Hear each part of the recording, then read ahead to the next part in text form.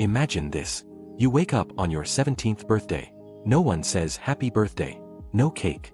No card. Nothing. So you decide to run an experiment. You disappear. Not dramatically, you don't run away or leave a note. You just stop being visible in your own home.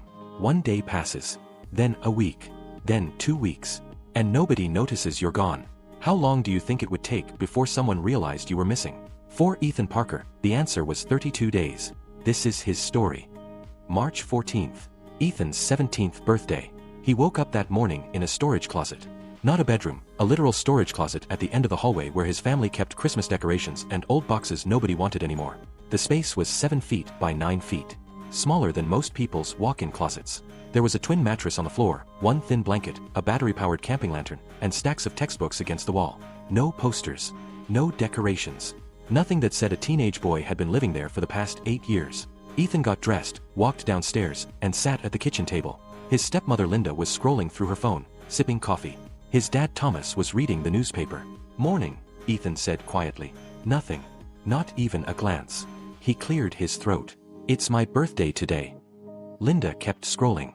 Thomas turned a page of his newspaper. It was like Ethan hadn't spoken at all. Like he was a ghost sitting at his own kitchen table.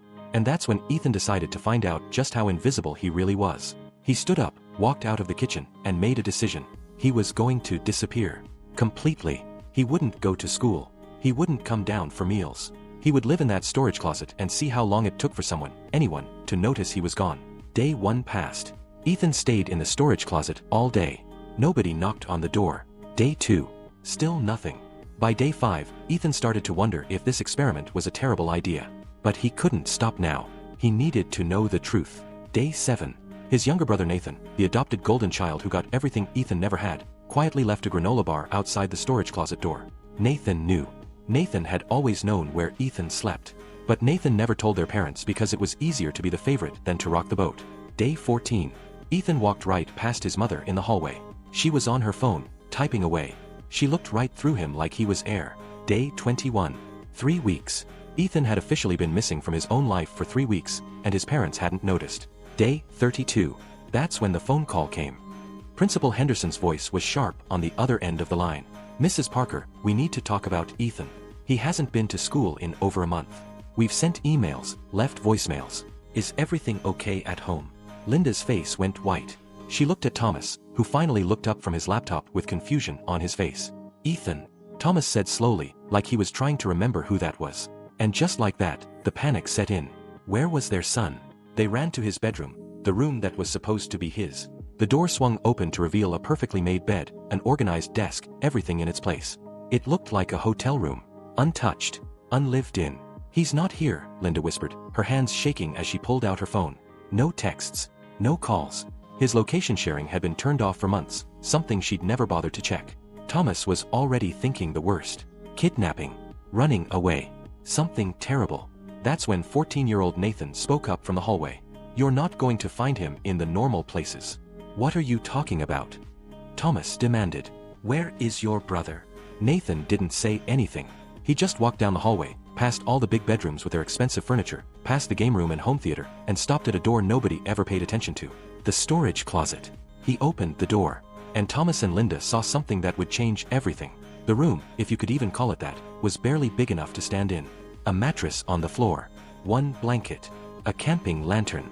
Textbooks stacked like bricks against the wall. Clothes folded in neat piles because there was nowhere else to put them. This is where their son had been living. For 8 years. While Nathan slept in a room 4 times the size with a gaming setup worth $5,000, Ethan had been sleeping on the floor of a storage closet. Linda's legs gave out. She sat down right there in the doorway, staring at the tiny space that had been her son's entire world. On a makeshift desk, really just a plastic bin with a board on top, they found a notebook. Thomas picked it up with shaking hands and started reading. March 14th. Birthday number 17. Nobody remembered. Again. Starting the experiment today. March 16th. Day 2. Walked right past Mom in the kitchen. She didn't even look up from her phone. March 28th. Day 14. Nathan left food outside the door. He's the only one who knows I exist. Page after page. Years of entries. All documenting the same thing, a boy slowly disappearing from his own family. Then Thomas found something else. A debit card, still in its original envelope. the one they'd given Ethan for his 10th birthday. They'd opened a bank account for him, handed him the card, and told him to use it for whatever he needed. The statement was still in the envelope. Thomas pulled it out. Balance, $0.00. Last deposit, 8 years ago. The day they'd opened the account. Last withdrawal, never. Thomas felt like he'd been punched in the stomach. They'd given Ethan an empty card. An empty promise. And then they'd forgotten about him entirely. We never put money in it, Thomas said, his voice barely a whisper. We gave him nothing. That's when Mrs. Chen, their housekeeper, spoke up. She'd been standing in the hallway, tears streaming down her face. You want to know where Ethan is, she said, her voice shaking with anger she'd held back for 12 years. He's at Tony's Diner on Westfield Avenue. He's been washing dishes there since he was 10 years old. Silence. Complete, crushing silence. That's impossible, Thomas stammered. He's been in school. He's been. When have you ever paid attention? Mrs. Chen interrupted, her voice rising. That boy would come home from school, change into work clothes in my cleaning closet, and walk 50 minutes to that diner. 50 minutes. He'd wash dishes for 4 hours, walk 50 minutes back, finish his homework by midnight, sleep for 5 hours, and do it all again the next day. Linda couldn't breathe. Her son had been working since he was 10 years old? 10. He needed money for school supplies, Mrs. Chen continued. For lunch. For shoes when his old ones had holes in them. I wanted to tell you so many times, but he begged me not to. He said it was his job to take care of himself since nobody else would. Thomas found more notebooks. Years of them. Each one was like reading a horror story, except it was real. It was his son's life. Age 10, asked Dad for money for new shoes. Mine have holes and it hurts to walk. He said, ask Mom. Asked Mom. She said, ask Dad. Nobody remembered. Got a job at the diner. Age 12, science camp costs $150. Tried to ask at dinner. Nathan was talking about his basketball tournament. Nobody heard me. Worked extra shifts. Couldn't afford camp anyway. Age 14, Nathan got a new iPhone for Christmas. Asked if I could have his old one since mine doesn't work anymore. Nobody answered. Don't think anyone heard me. Age 16, college applications cost $80 each. Applying to 10 schools. Working double shifts. $800 equals my ticket out of here. Every entry was a knife to the heart. Every page showed a child raising himself because his parents couldn't be bothered to see him. But the worst part, the absolute worst part was yet to come. They had another child. Vanessa, Linda's daughter from her first marriage. 24 years old and still living at home rent-free while building her Instagram career, posting about family values to 200,000 followers. In one of Ethan's notebooks from 8 months ago, there was an entry that made Thomas physically sick. Vanessa knows I sleep in the storage closet. She's known for years. Last night she locked me in from the outside. Had to text Nathan to let me out after 9 hours. When I confronted her, she laughed and said, "You're not even really part of this family. You're just the mistake they kept around out of obligation." There was more. Pages of it. Vanessa stealing money Ethan had earned. Vanessa taking credit for chores he did. Vanessa actively working to keep him invisible because it was easier for her to be the golden daughter if Ethan didn't exist. Then Linda remembered something. 4 months ago, Ethan had come home with a black eye and a split lip. She'd asked what happened, and he'd mumbled something about getting hit during basketball at school. She'd believed him. She hadn't questioned it. She hadn't even looked at him closely. But now she remembered the way Vanessa had smiled at dinner that night. The satisfaction in her eyes as she watched Ethan struggle to eat with his injured mouth. Did Vanessa do that to him? Linda asked, her voice breaking. Mrs. Chen just looked at her. The silence was answer enough. They found him at Tony's Diner at 10:30 on a Thursday night. He was in the back kitchen, hands red and cracked from years of harsh dish soap, scrubbing pots that weighed almost as much as he did. He looked exhausted. Not the normal tired that teenagers get from staying up too late. The bone-deep exhaustion of someone who'd been carrying the weight of survival on his shoulders since he was 10 years old. When he saw his parents walk into the kitchen, he didn't look surprised. He just looked tired. 32 days, Ethan said quietly, setting down his scrub brush. It took you 32 days to notice I was gone. He looked at his parents, really looked at them, for the first time in years. Do you know what that feels like? To disappear from your own life and have nobody care enough to look. Thomas tried to speak, but the words wouldn't come. What could he possibly say? How could he explain 8 years of neglect? 8 years of walking past that storage closet and never once opening the door? We're so sorry, Linda managed, tears pouring down her face. We didn't know. We didn't know. Ethan's laugh was hollow, empty. You gave Nathan $600 a month in allowance. You threw Vanessa a $30,000 wedding shower last year. You take family vacations I'm not even invited to. And you want to know how much money you've given me in 8 years? He paused, letting the silence stretch. 0. Not one single dollar. The bank card, Thomas started, was empty from day one, Ethan finished.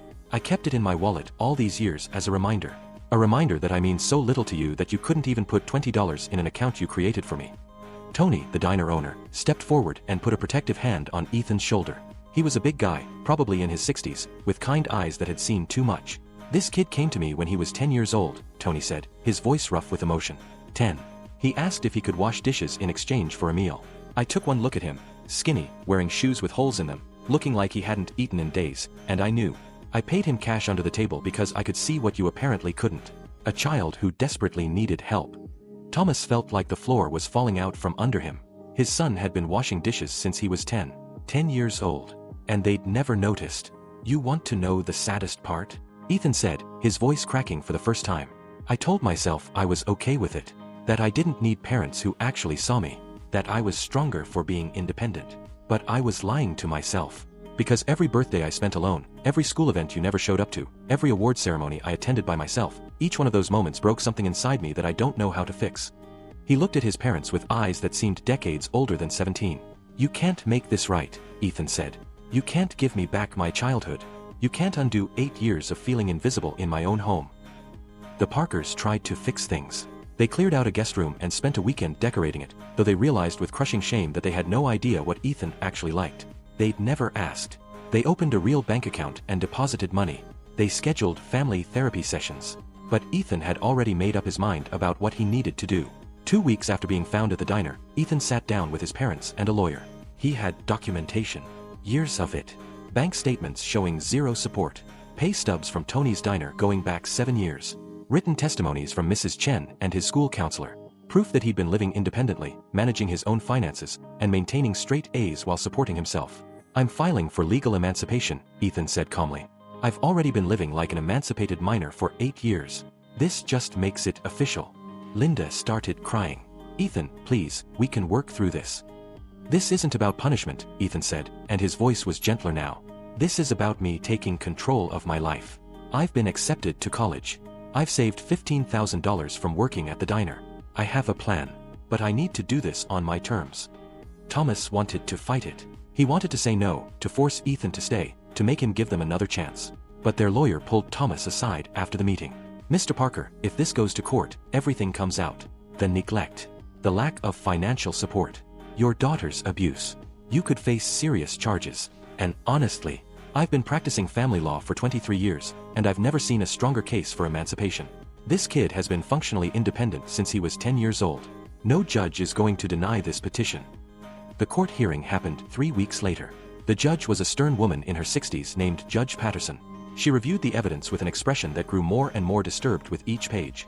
She looked at Thomas and Linda with barely concealed disgust before turning to Ethan. Mr. Parker, she said, and her voice was firm but kind. I'm granting your petition for emancipation. You've demonstrated remarkable maturity and self-sufficiency under circumstances that no child should ever have to endure. Then she turned to Thomas and Linda, and her expression hardened. I'm also ordering you to pay retroactive child support. 8 years worth. To be placed in a trust fund for Ethan's education and future expenses. The amount was staggering. $96,000. It was over. Ethan was legally free. But here's where Ethan's story becomes something more than just a tragedy. Because Ethan didn't just survive. He decided to heal. In college, he found a therapist named Dr. Sarah Mitchell who specialized in childhood trauma and emotional neglect. And for the first time in his life, Ethan had someone who truly saw him. Not the perfect independent kid he'd pretended to be, but the wounded child underneath who'd never been allowed to ask for help. The first 6 months of therapy were brutal. Ethan had to unlearn everything he'd taught himself about survival. He had to learn that asking for help wasn't weakness. That feeling angry about his childhood wasn't selfish. That he deserved to take up space in the world. Dr. Mitchell told him something in one of their early sessions that changed his entire perspective. Ethan, you survived by making yourself invisible. You learned that being unseen was safer than hoping to be noticed and being disappointed. But survival and thriving are two completely different things. You don't have to be invisible anymore. It started small. Ethan joined a study group at college. At first, he'd sit there silently, terrified to contribute, convinced nobody wanted to hear what he had to say. But gradually, with encouragement from his therapist and his new friends, he started speaking up, sharing his ideas, participating. And people listened. They valued what he had to say. He made real friends for the first time. People who knew his story and didn't pity him, they respected his resilience. He discovered a passion for social work, specifically helping kids in foster care and children experiencing neglect. His personal experience gave him insights that no textbook ever could. He started setting boundaries. He learned to say no. He learned that his needs mattered. It wasn't easy. There were hard days. Days when the old wounds ached.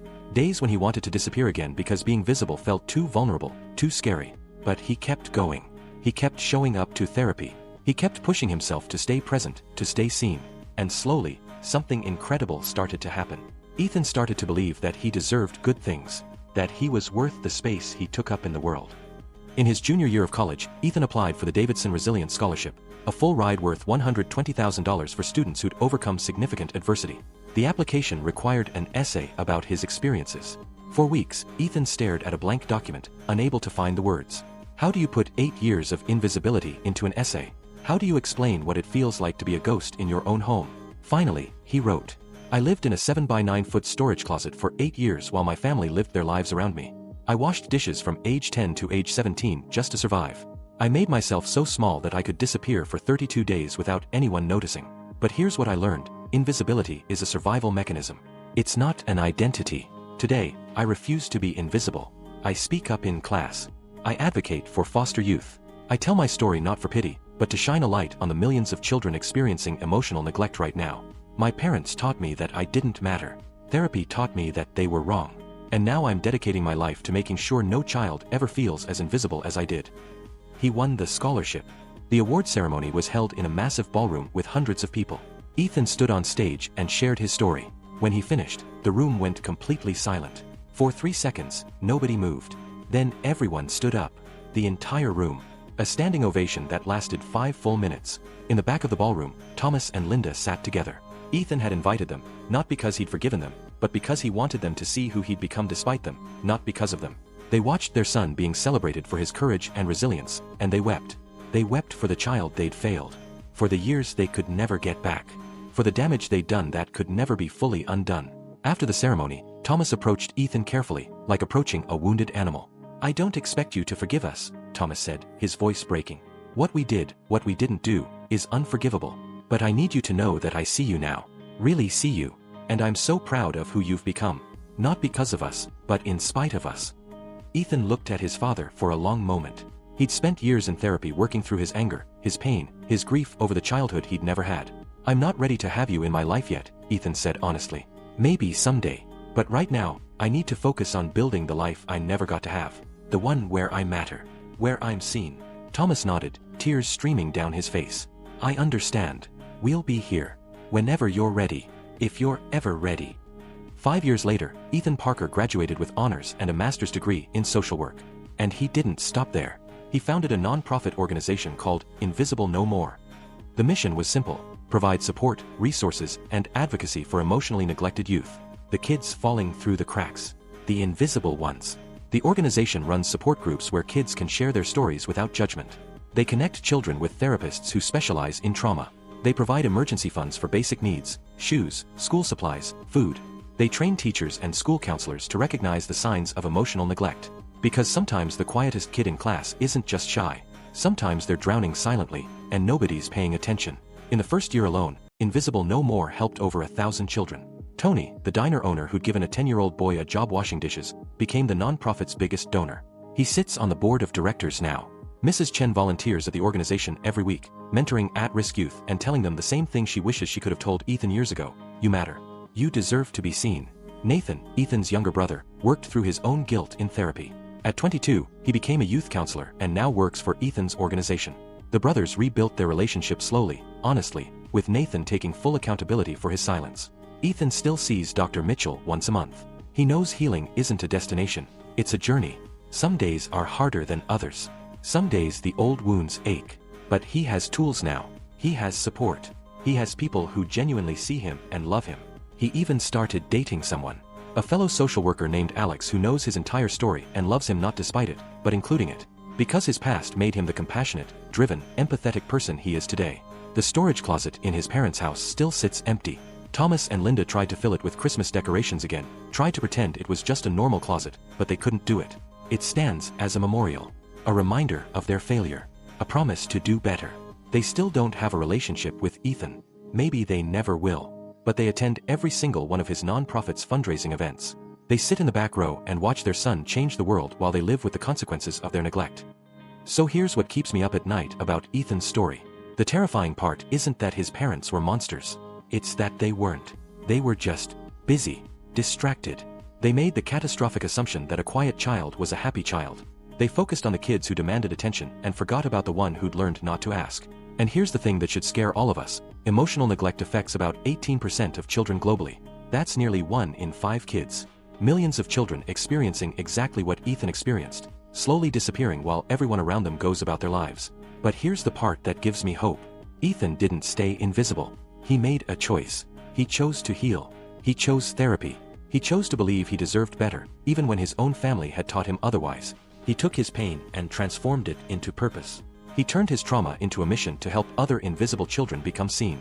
And you know what Ethan told me when I asked what he wants people to take away from his story? He said this: "I want people to understand 2 things. First, if you're a parent, teacher, coach, or anyone who works with kids, pay attention to the quiet ones.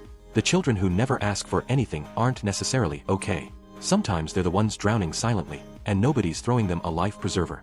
Second, if you're someone who grew up feeling invisible, it wasn't your fault. You're not broken. You're not too much or not enough. You deserved better. And it's never too late to start healing. It's never too late to become visible again." Today, Ethan Parker is 27 years old. He runs a thriving nonprofit that's helped thousands of neglected children. He has genuine friendships, a loving relationship, and a life built entirely on his own terms. He still has hard days. Days when old wounds resurface. Days when he struggles to believe he deserves the good things happening to him. But he has tools now. He has therapy. He has people who see him. Really see him. The storage closet still exists in his parents' house, but Ethan lives in a bright, spacious apartment filled with plants, books, and photos of people who genuinely love him. He takes up space now. Lots of it. Unapologetically. Because he finally learned something his parents never taught him.